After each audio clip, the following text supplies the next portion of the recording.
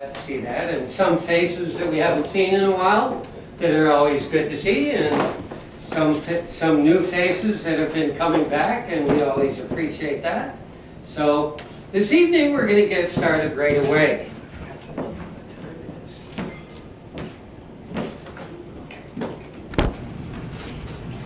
First of all, I'd like to go through our different positions, and Jennifer, before, when you were here last week, did they go through the different positions again and reiterate them, or would you like me to have everyone do that again? I've heard it every time I've been here, so I mean, Okay, I'm pretty good. Okay, so first, I'm Toastmaster. The grammarian is going to be Justin. Okay? And Justin, do you have a word of the day? I can at a moment. The word of the day is acerbic, if I'm pronouncing that correctly. A sour or astringent in taste, or harsh or severe as of temper or expression. Acerbic, A-C-E-R-B-I-C. Acerbic. Well, let's not get acerbic. That's for sure. Okay. We're also going to have two speakers this evening. Thomas Jester is going to speak on esports, and Ewing is going to speak on medicine. Our table topics are going to be by Luke. General evaluator will be Katie. Our first evaluator will be Heather. Second evaluator will be Julius. So did you guys get your books and get a chance to go over those? So you're ready? Ready. Okay, good. Also, that's it. All right, so to get to this evening's educational program started, I'd like to introduce our first speaker. Our first speaker this evening is going to be Thomas Jester. He's going to speak on esports versus traditional sports. This is his Competent Communications Manual number 6 on vocal variety. Thomas Jester, esports versus traditional sports. So we've all, at some point in our lives, probably sat down and watched the big football game that happens every February, the Super Bowl. The payouts at the Super Bowl are monstrous. However, one of the things that we didn't get to see was when the Super Bowl didn't exist. There was a time in football when football was a sport that people played in a field with very little to no money involved, because it hadn't established itself as a true sport. Tonight I'm going to talk to you about an area of sporting, I put that in quotation marks because it's debated whether it's a sport or not, but competitive events that is at that same stage that football used to be, where the payouts sometimes are really big, but typically are really small when you look at it. And that is esports, also known as competitive gaming or electronic sports. This is a bunch of guys sitting at a computer or an Xbox console or something like that and playing a video game against a bunch of other people. Typically we hear about them with Counter-Strike Global Offensive, a first-person shooter game where you play like your army men and women. We hear about them also in real-time strategy games where the whole objective is to build up an army and demolish your opponent with it before they build up an army and demolish you with theirs. So you would think that this would be a relatively niche market, and it is. I am one of those avid people who follow it. I started following it when I started playing a game called StarCraft, which is a real-time strategy game, back in the 90s when I was in middle school. What made StarCraft different than all the games that came before it is it allowed you to play it on the internet. which allowed you to play against people that you didn't know. So you could be ruthless because it wasn't going to ruin a friendship. Well, from that, they then created competitive levels called ladders, where you would just climb the ladder up as you got better, or you fall off the ladder if you had a really bad day. So that's where it started. Today, it's actually beginning to have money involved. In fact, the highest payout in history occurred last November. Last November, in a game that I don't totally understand because it is really complex, kind of like our normal sporting events like football and soccer. There's a lot of rules to it. Had for 5 guys a payout of, well, 3 teams of 5 guys had a total payout of $20 million. The top team split 10. So each of the team members got to walk away from the top of the competition with $2 million going to their bank account. That team was from Korea, because that's where this sporting world has really started to develop. In fact, it's so big now that there are entire TV stations like our ESPN, except instead of being dedicated to basketball, football, and baseball, they're dedicated to real-time strategy games, first-person shooter video games, and even more. And it's just 24 hours a day. An entire station on cable network. It's become that big. That's how you can get a $20 million payout. And that's how football has gotten to the point where it's $1 million for a commercial inside the Super Bowl. It has the viewership. If you're interested to see more about this, because unfortunately it's so complex I cannot show it to you in 5 minutes and you understand anything that's going on. But if you'd like to see it, the great part about it is that there are still there are tournaments, just like there's the NCAA tournament for basketball, just like all of the playoffs in every professional sport. There's announcers for these tournaments that they explain the game. They explain how the tournament plays and how it works. Just like we hear when we're watching the NCAA tournament every March. They tell you all the rules that are being broken or the ones that are actually being followed and how to win the game. And they analyze it. That's not our favorite part though, is it? Our favorite part of watching sporting events is the announcer who's really into it. You can feel it like you're there with him. And he's screaming at the top of his lungs when there's a touchdown or a basketball goal, or if you're a soccer fan, a goal. They'll just scream it as loud as they can. Esports even has that. It's one of the funnest times for me to watch somebody else play a video game, is when there's this announcer who is so into the video game that he is screaming at the top of his lungs about how dumb something somebody just did was. Or when they finally win the game, him screaming the same equivalent of goal in esports is good game, because that's being a good sport, in spite of the fact that they're not always good sports.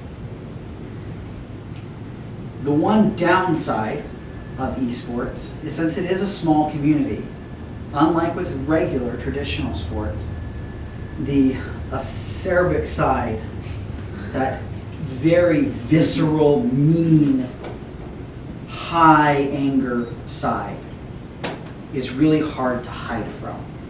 In football, you can go to a football game and never interact with anybody who's a bad sport. Unfortunately, esports is still really small, and so there have been entire professionals who do it for a living who have had their lives destroyed by people being that mean and vile to them, because you can't hide from it, because it's still so small. I encourage everybody to go out and visit Facebook, Twitter, Twitch.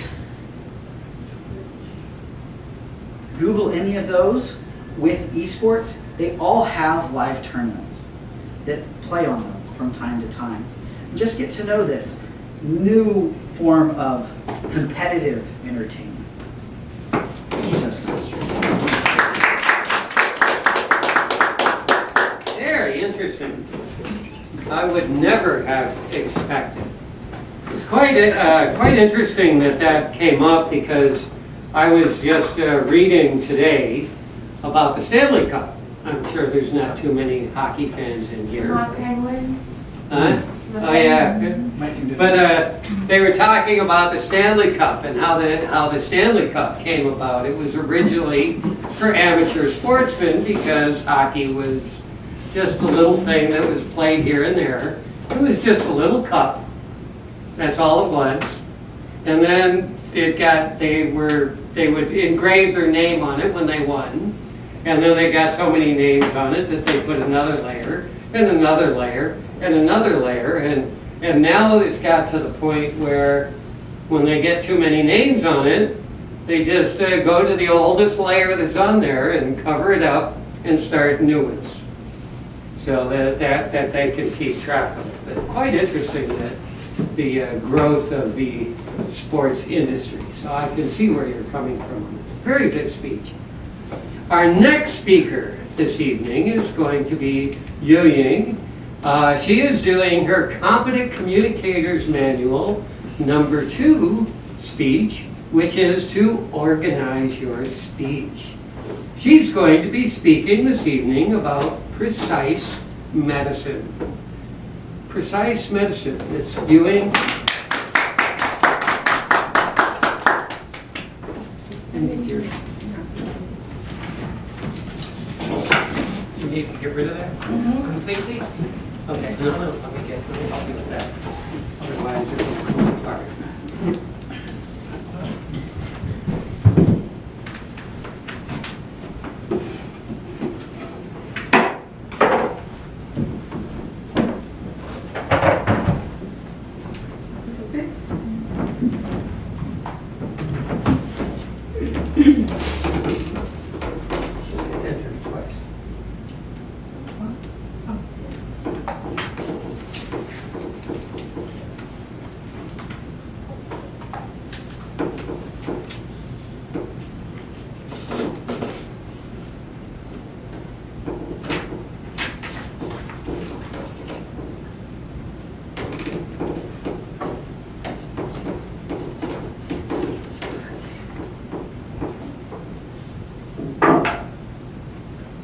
Evening, everyone.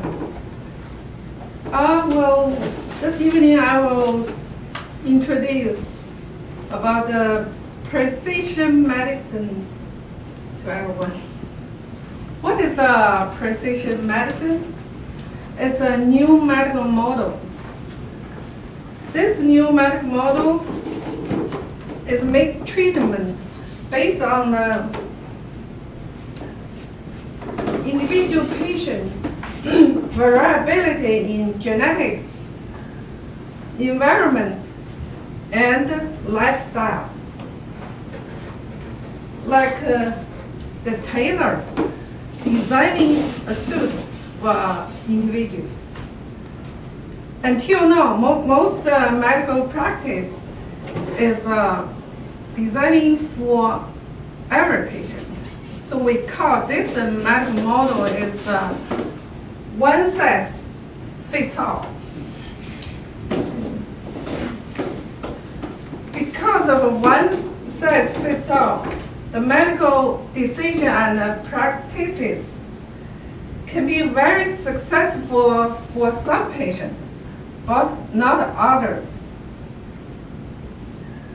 As I'm sure you will know that some pharmaceutical is not always work.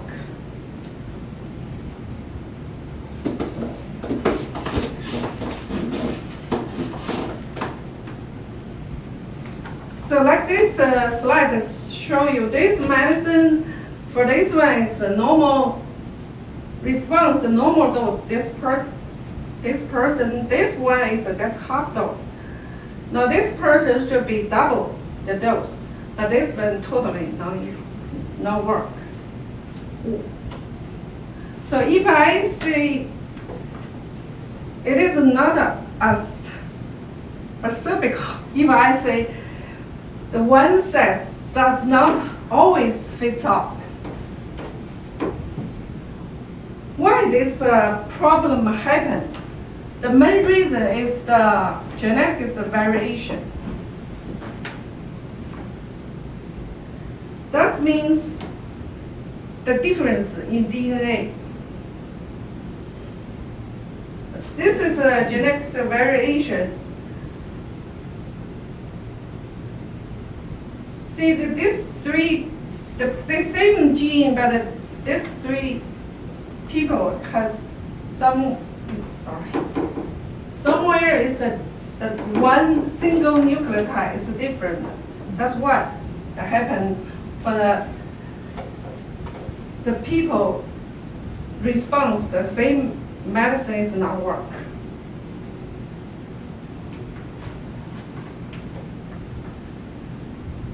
Genetics variation is because the mutation is a permanent change in a chemical structure of a chromosome. And this is a gene. So before we talk about the genetic variation, we need to discuss two concepts. One is phenotype, the other is genotype and phenotype. This is a gene. Gene is just the DNA sequence.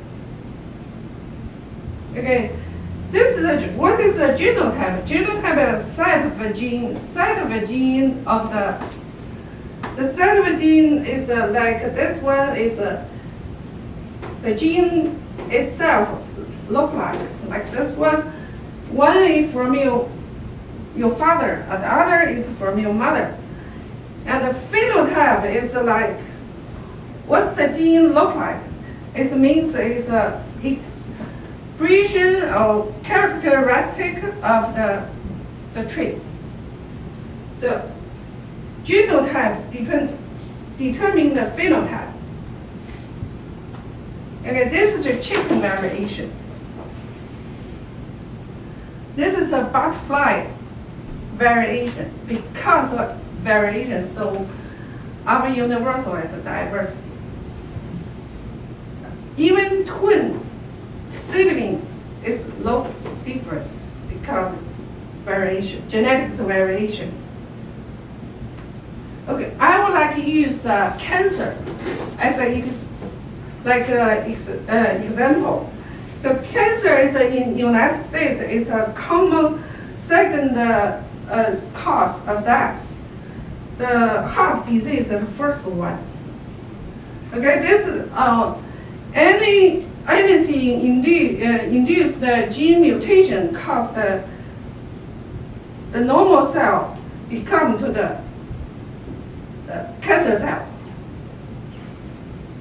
Okay, I use the lung cancer because the lung cancer in the United States is a cancer that's a second, and it's the first leading cause of cancer death. Okay, this is a gene cause the cancer. This one is we call KRAS. It's 25% cause the lung cancer. This is EGFR is like 15%. All this 23 percentage. And this one we know, 37% we don't know. This pharmaceutical is, if you use this one to treat the cancer, if this patient is an EGFR mutation and then response, it's a response like 60%. If the patient is this gene mutation, it's very low response. That means it's almost no use. Okay, but it's good news. Most cancer gene we can detect right now. That's my job. Okay, the aim of the precision medicine is just want to remove away from the traditional one-size-fits-all approach to the precise medicine approach. Like cancer, we use like a targeted treatment to do the cancer. And it will be void to kill the normal cell, just to kill the cancer cell. So this tool is we use to the detect. So the doctor should be give the tumor patient like the testing about the gene mutation. This is the equipment that we call microarray technology. We can use this machine to scan the chromosome. This is my job too. And this is very powerful. The equipment that we call the next generation sequence. This machine can scan the whole genome. So why right now? Because we are already sequencing the human gene. This is President Reagan funded a research project. And also we already have the biochemical analysis system. The other one is the new tool for the using large data sets. President Obama administration already funded the Precision Medicine Project 2015. And so have another country like China, England, Germany, and other countries. So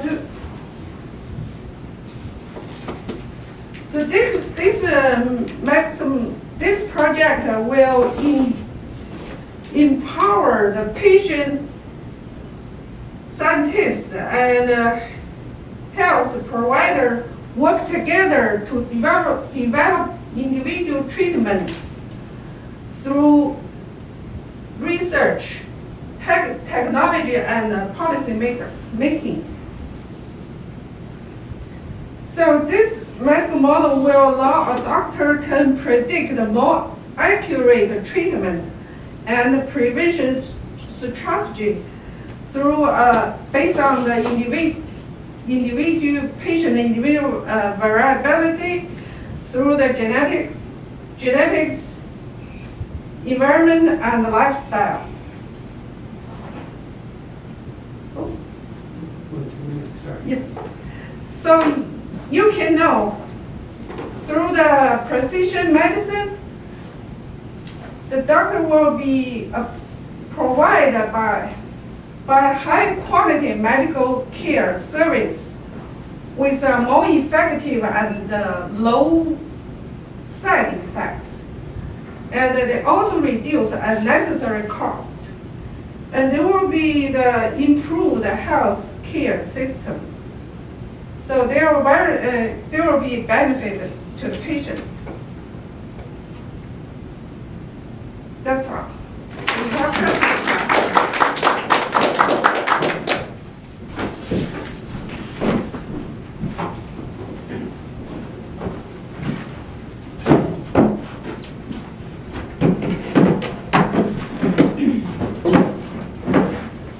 Very interesting.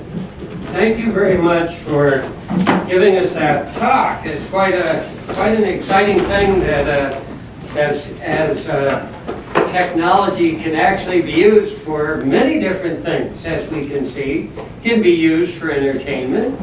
It can be used for soon-to-be professional sports, and it can be used for the improvement of man's ability to take care of their fellow man. So it's wonderful to see kind of all fit together this evening. Beautiful. All right, our next opportunity is going to be for us to have a little bit of time for table topics. Table topics, as you know, is our opportunity to spontaneously speak. So I'd like to I'd like to introduce our table topics master, Luke Green. Thank you, Mr. Toastmaster. All right, good evening, fellow Toastmaster members, and we don't have any guests in the house tonight. So I already got some questions written down, and I got them assigned to the people, so we'll just start going down the list. We'll just go that way. So first question is going to be to Mr. Lawrence. So Lawrence, you teach navigation and seamanship as a profession, as a fellow sailor. I'm curious about your fondest experience or experiences while out at sea.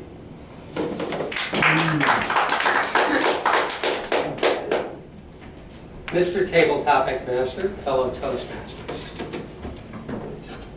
It's very difficult for me to express what is my most enjoyable experience working on the sea.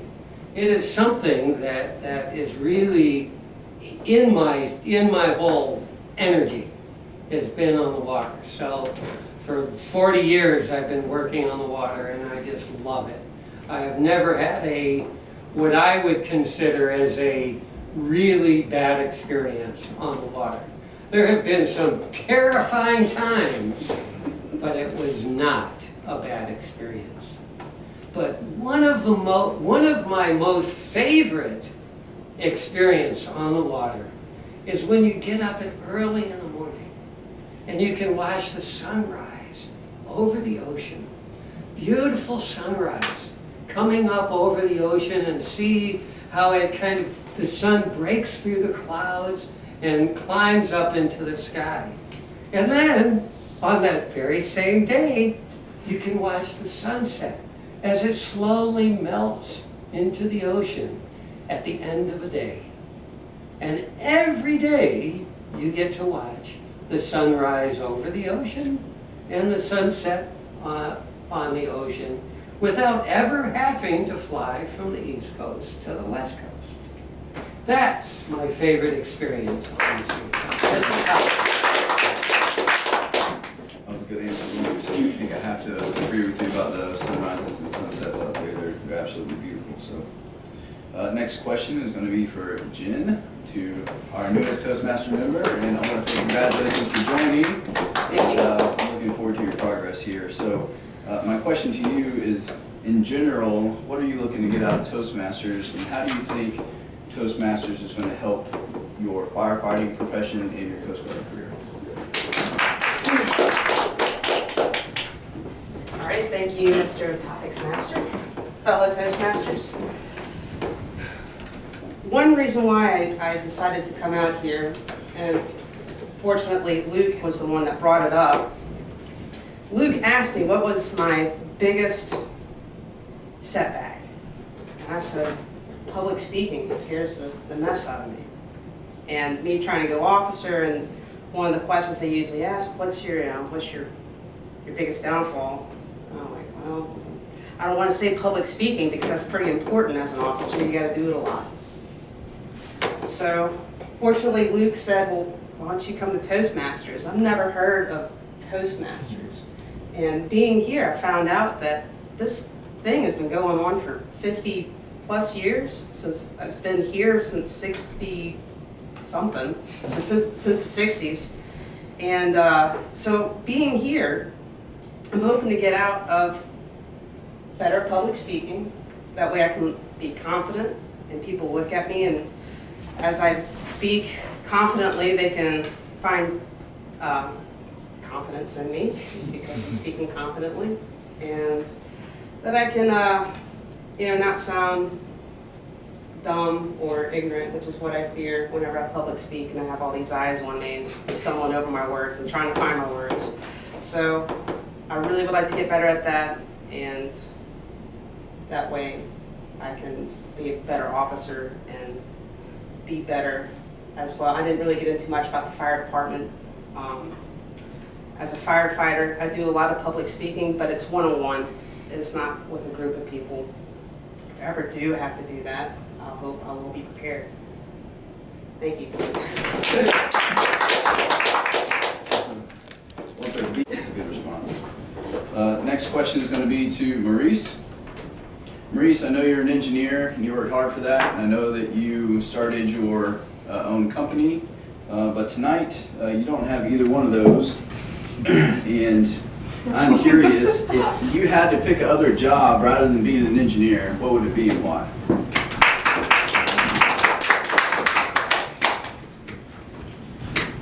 Fellow Toastmasters, what would I have been had I not been an engineer? There are a number of things that I possibly could have been had I not been an engineer. I could have stayed in the military and made a career out of it. Also, when I entered college, I was undecided between three majors. One was engineering, some form of engineering. Another one was architecture, and another major was computer science. So if it wasn't, at that point, if it wasn't engineering, it could have been architecture or computer science. So those are at least three things that I could have been had I not been an engineer. And that's not too acerbic. It's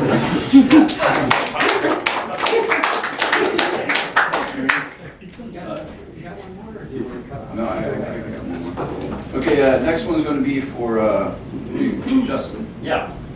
So Justin, I know I don't come routinely to the meetings and everything, so I'm not too sure where you are on your public speaking journey. But I'm curious to know, have some of the changes that you've seen in yourself coming to Toastmasters, what were they, and were they expected or unexpected? So some of the changes I've experienced with Toastmasters, I tell a little bit of a story about how I got here, for starters. I recently, it's been a year now, started as a project manager at a new company after a 20-year career with my previous employer. So that was a really big change. It's engineering consulting, so it was very new to me, whole new set of people, new industry to learn, and it was difficult, it was stressful. And part of being a project manager is speaking in front of other people. I mean, you're a leader, that's the core of the job. And with the stresses of everything else going on, and having this new environment, these new people, I was finding that very, very difficult. So Toastmasters was suggested as a way to work on some of those skills and work on the leadership skills and build confidence in speaking. I still feel like I have a long way to go, but I've improved. And the big thing that I've seen, of course the job is influencing this some too, but Toastmasters has also been a big help, is that my ability to run meetings at work, my ability, I have to speak in front of Chevron, deliver speeches in front of the Chevron team. And my ability to do that has improved a lot. So I feel like I've been making a lot of progress. I still have a long way to go, but it's been a great experience, and I'm glad that I've put the effort into it.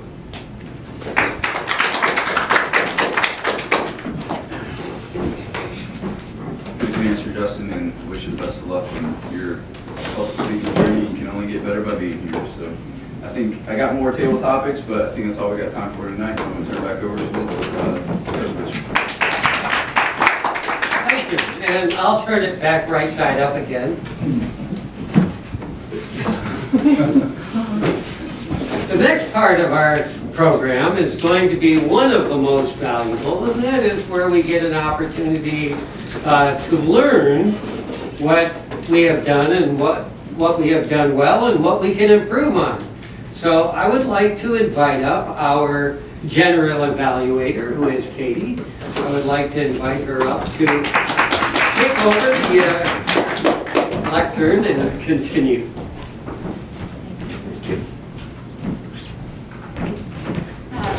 So we've had a great meeting so far, and we had two really great speakers, and I'm excited to hear about the evaluation score. So I'm going to call up Heather to evaluate Thomas's speech.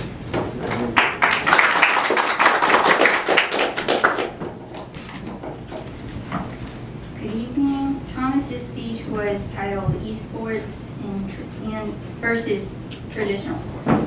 So for the topic selection, I said that he did facilitate good vocal variety. The volume was excellent.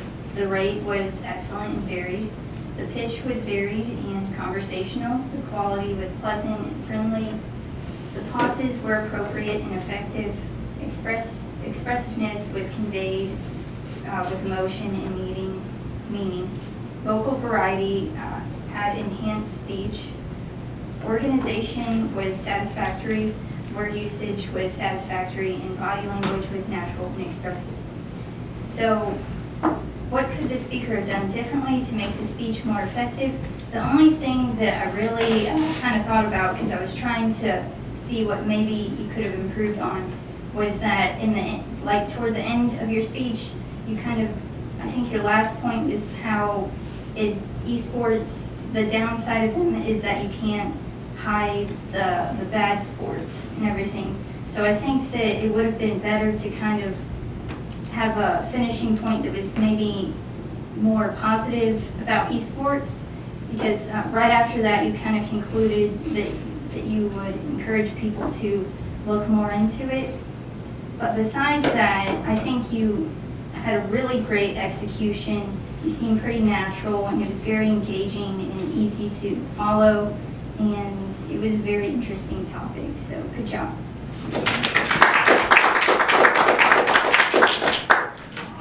Thank you, Heather. I don't know if you guys watched the show Bull. They had a whole episode about esports, and like a player was accused of throwing the game and losing millions. So I really learned a lot about esports in that episode because I watch TV. But I learned even more from Thomas's speech. So I'm going to call up Julius to evaluate Ewing's speech.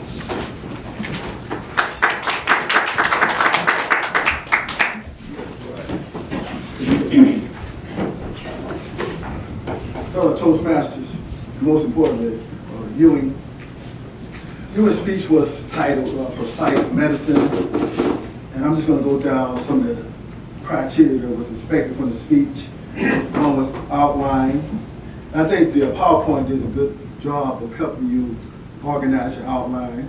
PowerPoint was a good idea for the topic that you were dealing with. Was it the opening was satisfactory. What they tell you to do is never open with good afternoon, because most people already know it's the afternoon. Just jump right into your speech. Supporting materials, again, the PowerPoint was provided a lot of good information.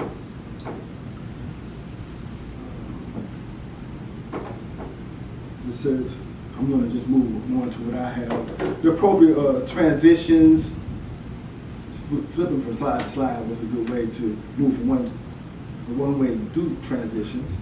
Now, we'll talk about what could the speaker have done differently. What I said was, you talked about traditional medicine. You talked about that for a fair amount of time. What I said you could have done would have been to start with precision medicine and spend more of your time talking about precision medicine, and just briefly talk about traditional medicine based on the amount of time you had. More time should have been spent on precise medicine. There was a lot of jargon, but again, that's because of the topic, and you were able to do a pretty good job of talking medicine to a lot of non-medicine people. So that was good. And consider your issues with speaking the language. I didn't really tell a lot of concerns on that part. I got a lot out of it. Precise medicine is something that we need to move forward, and that's what I would say again would be in your closing, just be a little bit more forceful in what you want to close with. Like saying, precise medicine is the way we should be moving toward, and that's what I got from it. And I look forward to hearing from you again, Mr. Toastmaster. It's now.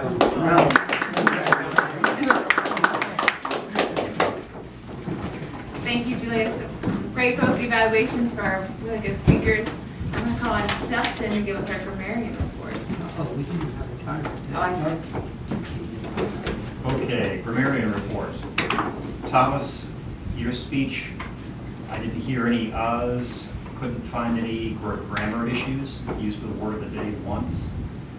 Ewing, there are some issues with English as a second language, totally understandable. I would have a very hard time speaking Mandarin up there. But I never heard any uhs or ums. I didn't hear the word that they used. Lawrence, on the table topics, I didn't hear any issues. Jen, I heard 4 uhs. But that's okay, I do that too. Maurice, no issues. Justin, I had 2. Heather, during evaluations, you had a couple of uhs. Katie, you had 1, and Julius, I heard a couple also. Thank you, Justin.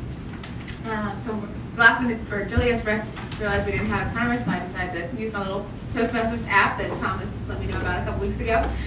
So Thomas had a speech that was about less than 7 minutes, so he was right in that range, so it was good. Ewing, your speech was almost 11 minutes, and so I was trying to get eye contact with you to just watch the cards as you got closer from green to red, and then, still over that. I'm not sure what the proper procedure is for the timer when the speech goes over. I don't know. Just for to hold the card up. Just keep going. Just Okay. hold I it was up. like, I already got tired. Okay. Lawrence, your table topic was 1 minute and 35 seconds. Jen, 1 minute 50, so it was very, very good. Maurice, just over 1 minute while you threw in that word of the day at the end. And Justin, yours was 1 minute and 20 seconds. Heather's was 1 minute and 40 for her evaluation, and Julia's was 2:30. So that's my list report. Overall, as general evaluation, I think it was a really great meeting. It's good to see a lot of people here. That makes it more fun and interactive. So relinquish the left hand to our toast back. All right.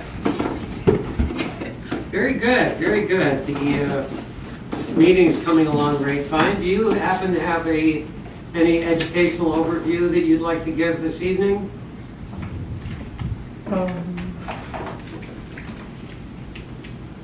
No, except, Except, do you want me to go? okay, I could go over this if you want. Okay. Okay.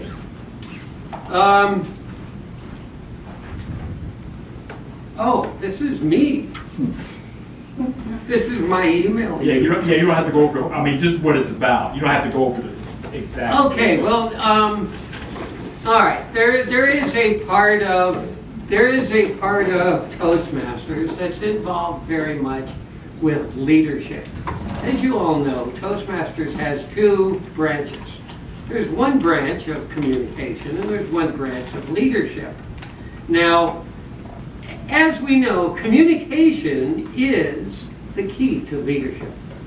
If you can't communicate, nothing's going to happen. In fact, you'll find that there are a lot of people who can't lead, but they have bazillions of people following them because they are good communicators. So communication, that's what they call charismatic speakers, right? And just people love them. Well, what did they say? I don't know, but I loved it. So speaking is a very important part of communication. So one of the steps in getting the highest award of Toastmasters, which is a distinguished Toastmaster, is to complete your communication track and then also complete the leadership track. Now, as all of you know, I'm kind of pushing you a little bit into leadership positions, if possible, because that's one of the steps to developing your completed leadership track, is to become a local leader in your club, and then maybe become an area leader. That's generally as far as you have to go, but there are also district and national and even international levels that can be acquired if you want to continue following that track further on in your career. So there are a lot of things that you can do. One of the things that is part of that is what they call a high performance leadership project. And that is a project where you will go in, create a team, and together with that team, come up with a project that you want to fulfill, and then go through the process to make that happen. Now, it doesn't really always have to happen because things come up and it doesn't work, but just the whole process is the high performance leadership project. It's not the result that's the project, it's the program. It is basically the journey to get to that result is where you're going to learn. And even sometimes failing to accomplish what you went into is as good or better a learning experience than actually fulfilling it. So I'm currently working on my high performance leadership project, and actually what he gave me to talk to you about is actually the speech I'm going to be given the first meeting in June when I give you my high performance leadership speech.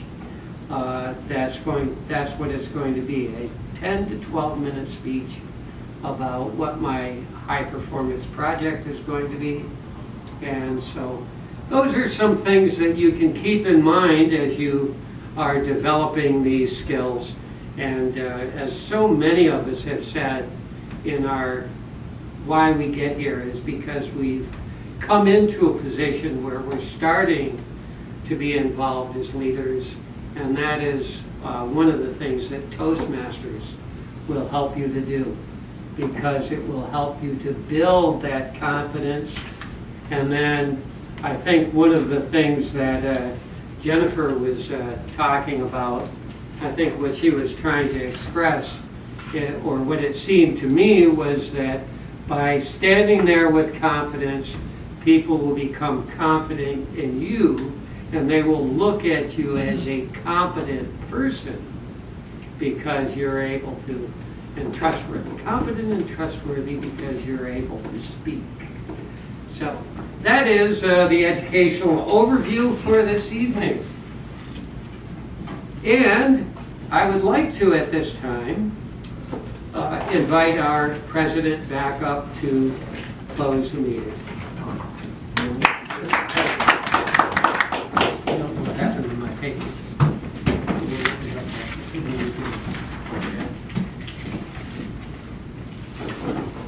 This time we will have awards, and let me ask, besides Jennifer, is there anyone else in the club who hasn't received a Toastmasters pin?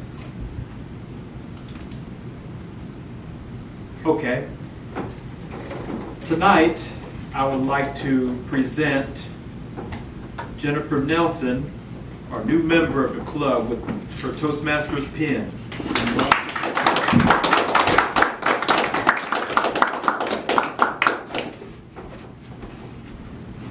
Thank you. Thank you.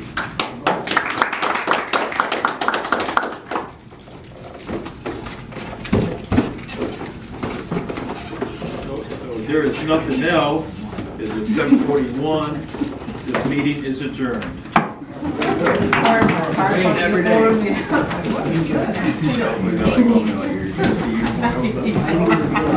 Steve.